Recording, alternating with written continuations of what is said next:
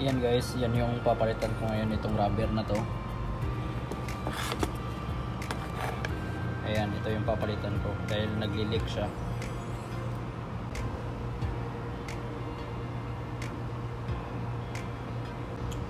Ito yung luma, ayan, luma. Ito yung bago, ayan, ito yung papalit ko dito.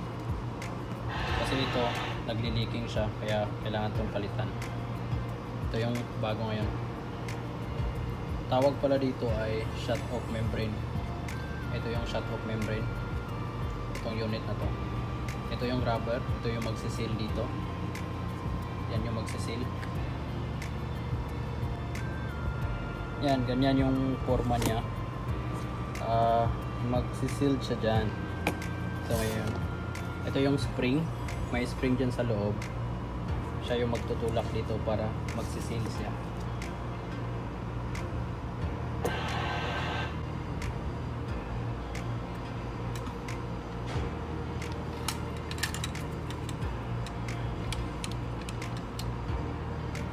Ayan, tapos na.